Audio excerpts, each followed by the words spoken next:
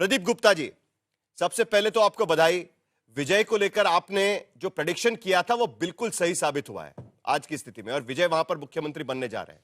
लेकिन चर्चा तो बंगाल की ही होगी सर, क्योंकि बंगाल एक ऐसी अनसुलझी गुत्थी थी, आप भी जिसे सुलझा नहीं पाए थे, वहां पर जनता ने सुलझा दिया। वहां पर बीजेपी की बम बम सरकार आ गई है। 200 सीटों पर बीजेपी इस वक्त आगे चल रही है और यही ट्रेंड बरकरार रहते हुए नजर आ रहा है। साहिल, थैंक यू। आपने तमिलनाडु का जिक्र किया। मैं कहूंगा चारों के चारों स्टेट में वोट शेयर, सीट शेयर सब कुछ स्पॉट ऑन है जो एक्सिस माई इंडिया ने प्रिडिक्ट किए थे। और जहां तक तमिलनाडु का आपने बताया, वहां 35% वोट शेयर टीवीके के लिए, और 109 जो मिड हमारी रेंज का जो मिड पॉइंट है वो भी स्पॉट ऑन है। बहरहाल, अब आप बंगाल की बात करना चाहते हैं फॉर ऑब्वियस रीजन।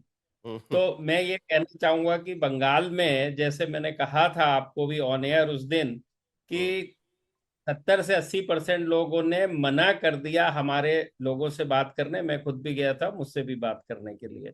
और एक्सिस माई इंडिया पूरा का पूरा एक प्रोसेस, एक डेटा साइंस की जो प्रोसेस है उसके ऊपर ध्यान देता है। और जब तक सही सैंपलिंग ना हो, रिप्रेजेंटेटिव ना हो, तब तक कोई आंकड़े देने का कोई महत्व नहीं बनता।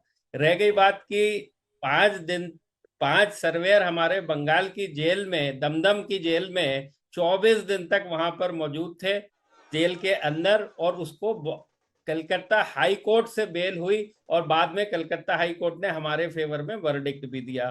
तो ये बंगाल में इस तरह का माहौल था। और जब मुझसे पूछा गया कि आपके जो भी 20-30% की आपकी सैंपलिंग हुई है उसमें क्या है, तो मैंने कहा था कि उसमें ये क्लियर है कि बीजेपी बहुत बड़ी, मैंने जी जी। जीत वर्ड नहीं की, बहुत ज्यादा इंप्रूव करती हुई नजर आ रही है। वो कितनी इंप्रूव होगी वो कह पाना 20-30% सैंपल के साथ मेरे लिए संभव नहीं है। यानी और आपके इसके सैंपल में चलते बीजेपी जीतती हुई नजर आ रही थी, ये आपका कहना है, जो आपने कहा था कि नहीं, आप बीजेपी का वोट परसेंटेज बढ़ सकता है।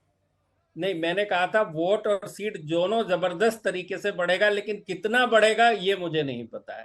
ठीक है। कितनी आगे तक जाएगा वो मुझे नहीं पता है। ठीक है। वो आज भी मैं शशि कह रहा हूं। शशि शेखर यहां पर कुछ सवाल पूछना चाहते हैं, लेकिन उससे पहले जरा पूछना है कि भाई एआई डैशबोर्ड हम यूज कर पाएंगे क्या, क्योंकि उसके सहारे मुझे जरा प्रदीप गुप्ता जी से कुछ सवाल पूछने हैं। जरा मुझे बता दीजिएगा, लेकिन शशि शेखर तब तक आप सवाल पूछ लीजिएगा। मेरा गुप्ता जी, एक तो आपको बधाई एक बार फिर से, आप बिल्कुल सही साबित हुए। लेकिन अगर मान लीजिए मैं अब आपसे पूछ रहा हूं कि क्या आपको ये उम्मीद थी कि बीजेपी 200 का आंकड़ा टच कर जाएगी बंगाल में? आपका जो भी सर्वे था और आपका जो सेंस था, क्योंकि आपका एक पॉलिटिकल सेंस भी है सर्वे के अलावा, तो दोनों मिला के। देखिए, बिल्कुल आपने सही कहा। जो सेंस और गट फीलिंग की बात उस दिन भी मैंने कही थी कि बीजेपी बहुत बड़ी संख्या में आगे बढ़ रही है। उस बड़ी संख्या के क्या मायने हैं जब तक मैं वो 70% जिन्होंने बात नहीं करी है, यदि उसमें 2/3, जैसे कि अब नजर आ रहा है कि उसमें जो 2/3 होते, 66% जो लोग थे करीब करीब, वो बीजेपी को वोट कर रहे थे। और भय के माहौल में उन्होंने किसी भी तरीके से बात करना बिल्कुल मंजूर नहीं किया। जहां तक ठीक है। गट फीलिंग का सवाल, जैसे मैंने कहा कि अपनी जो पॉलिटिकल है, लेकिन प्रदीप गुप्ता और एक्सिस माई इंडिया कभी भी हम अपनी गट फीलिंग और अपने माइंड की चर्चा नहीं करते हैं। जो जनता की राय चलिए, अभी होती तो है, जो हमारे डेटा, साथ में रिजल्ट है, उसको हमारे मैं, हाथ में गुप्ता जी, हमारे हाथ में रिजल्ट है। जरा उसका एनालिसिस जानना बहुत जरूरी है। क्या ये चीजें आपको दिखाई दी थी? देखिए, मुस्लिम आबादी वाले क्षेत्र में हमारे पास एआई का डैशबोर्ड है, वो यहां पर दिखा रहा है कि जहां पर कम मुस्लिम आबादी है वहां पर बीजेपी का स्ट्राइक रेट बड़ा जबरदस्त रहा है। 77 सीटों का फायदा बीजेपी को उन सीटों पर हुआ है। 136 सीटों पर बीजेपी को जीत मिली है, जहां पर मुस्लिम आबादी 20% से कम वहां पर नजर आएगी। जहां पर मध्यम आबादी मुस्लिम समुदाय की वहां पर मिलेगी, वहां पर 30 सीटें की बढ़त बीजेपी को मिली है। 45 सीटों पर, पिछले बार के मुकाबले 45 सीटों पर बीजेपी पहुंची है, जबकि तृणमूल कांग्रेस को 30 सीटों का नुकसान। लेकिन जहां पर ज्यादा, यानी 50% से भी ज्यादा वहां पर आबादी नजर आती है, वहां भी 21 सीटों का नुकसान टीएमसी को, जबकि 16 सीटों का बीजेपी को फायदा। कांग्रेस को 2 सीटों का फायदा, लेफ्ट को और अन्य के खाते में भी 2 सीटें वहां पर जाती हुई नजर आ रही है।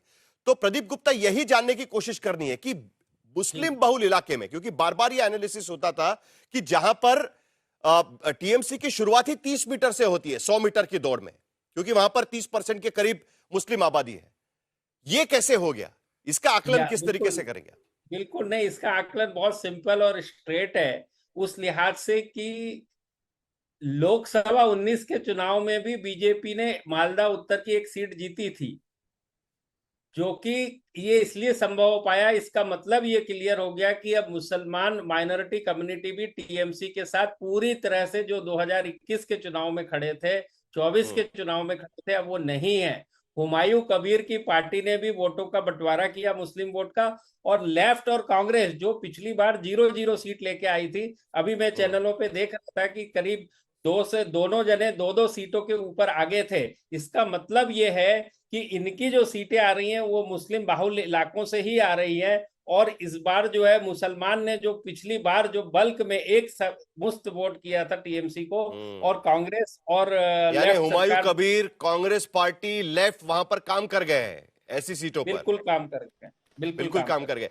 आखिर में प्रदीप गुप्ता जी, एक बड़ा अहम सवाल है, क्योंकि यह सवाल बार बार उठता है, एक क्षेत्रीय पार्टियों का भविष्य क्या होगा, क्योंकि बार बार चुनाव दर चुनाव हम देख रहे हैं कि क्षेत्रीय पार्टियां संकुचित होती जा रही है, क्षेत्रीय मुद्दे नहीं चल पा रहे हैं चुनाव के भीतर। और दूसरी तरफ भारतीय जनता पार्टी ने यह एक बार फिर दिखा दिया है कि भले आबादी 30% से ज्यादा हो अल्पसंख्यक समुदाय की, लेकिन सिर्फ उनके बलबूते पर राजनीति नहीं हो सकती। क्या राजनीति उसी तरफ जाएगी? और क्षेत्रीय पार्टियों को लेकर, क्षेत्रीय अस्मिता को लेकर, क्या वो चल पाएगा? किया बिल्कुल क्षेत्रीय पार्टी के संदर्भ में मेरी अच्छी खासी स्टडी है। आप कश्मीर से लेके कन्याकुमारी तक ये पाएंगे, इंडिया के अंदर जितनी भी क्षेत्रीय पार्टियां थी, अभी तक टीएमसी उसमें से एक अलग पार्टी थी, बाकी सब परिवारवाद वाली पार्टी है। सारी की सारी क्षेत्रीय पार्टियों में परिवार है। और इस बार भी हमने टीएमसी को देखा कि अभिषेक बनर्जी इस बार जो है वो बिल्कुल फोर फ्रंट पे थे। वो जो संगठन टीएमसी का जो संगठन है, पार्टी है, उसके पूरे सिरमौर जो थे वो थे ममता बनर्जी। जो है वो सरकार की सर्वे सर्वा थी और वो सरकार से संबंधित विषयों को देखती थी। लेकिन जो अभिषेक बनर्जी हैं वो पूरे के पूरे देखते थे। तो कह सकते हैं हम कि पूरी की पूरी तरह से क्षेत्रीय पार्टियां स्ट्रोक परिवारवाद वाली पार्टियों का, चाहे तमिलनाडु भी हो, तो पूरा का पूरा सफाया हो गया। और क्या हम ये कह सकते हैं कि बीजेपी की आइडियोलॉजिकल जीत अब पूरी हो गई है? अब 29 के लिए उनके सामने कोई भी हर्डल, रोड़ा या कोई उस तरीके की चीज नहीं रहेगी अभी?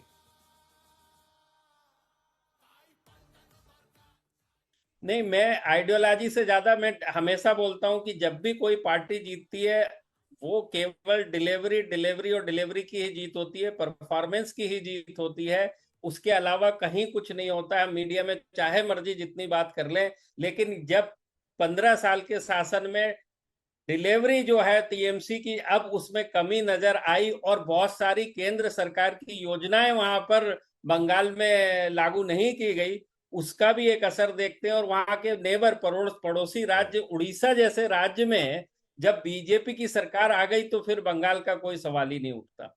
ठीक है, चलिए, बहुत बहुत शुक्रिया आपका प्रदीप गुप्ता जी, आपने हमसे बात। अरे उनको जाना है कहीं पर, वो बेचारे एक के बाद एक। आप मुझे पूछ लीजिए, मैं जवाब दे दूंगा आपको। एक बात मुझे चलिए, ठीक है। साहिल नहीं क्षत्रिय पार्टी पर आपकी बात सुनूंगा, लेकिन सुनिए तो, इस बार का चुनाव सिर्फ कुर्सी का नहीं है, उसकी मजबूती और जनता के साथ किसका जोड़ सबसे मजबूत है, ये देखने का भी ये चुनाव रहेगा।